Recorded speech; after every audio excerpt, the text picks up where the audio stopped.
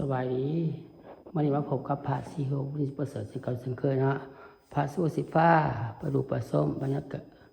ห้องเครื่องเนาะห้องเก็บเครื่องไว้เนาะพามาดูมาส้มห้องเก็บเครื่องห้องเก็บเครื่องไว้เนาะ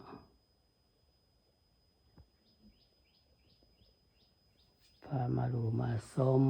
ห้องเก็บเครื่อง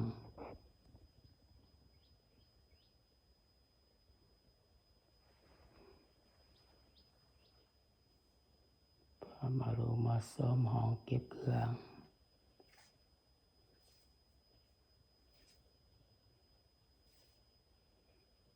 ห้องเก็บเครื่องไว้นะเครื่องกองบน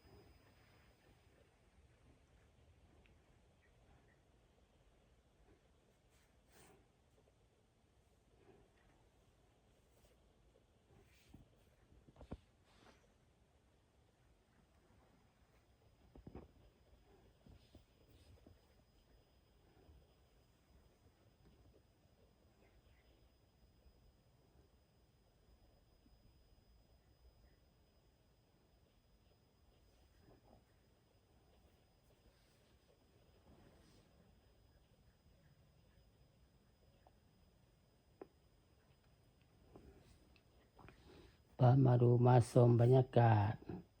ห้องเก็บเครื่องห้องแม่นเครื่องเนาะมาดูมาชมพา FC ลาวไทยต่างประเทศเขามาดูมาชม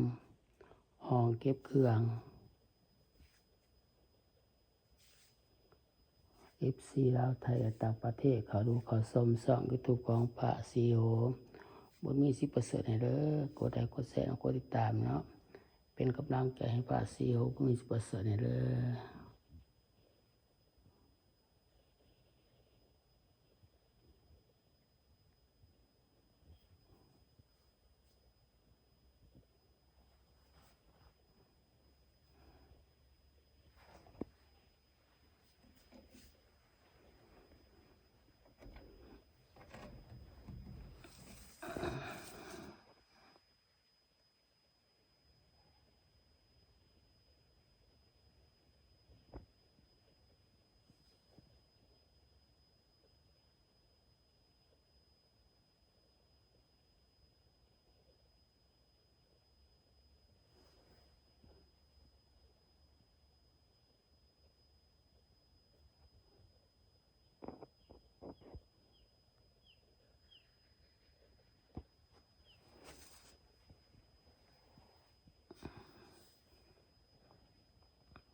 อันมันของแม่นเครื่องมาดูมาชมห้องแม่นเครื่องเอามาให้ FC ลาวไทยต่างประเทศเขาดูเขาชมช่อง YouTube ของพระสีโหบ่มี 10% เด้อกดไลค์กดแชร์กดติดตามเนาะเป็นกำลังใจให้พระสีโหบ่มี 10% ให้เด้อ FC ลาวไทยต่างประเทศ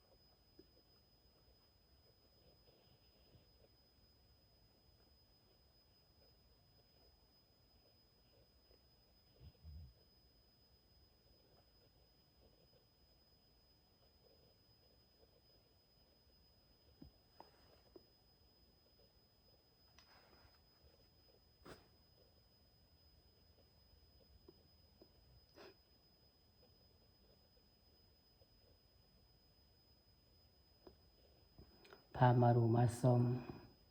ห้องเก็บเครื่องเอามาให้ FC ลาวไทยแต่ต่างประเทศเข้าดูเข้าชมช่อง YouTube ของพระศรีโหบุญมี 10% เด้อกดไลค์กดแชร์เนาะกดติดตามให้เด้อเป็นกำลังใจให้พระศรีโหบุญมี 10% ให้เนาะคลิปนี้กับพระโสกลาไปก่อนไว้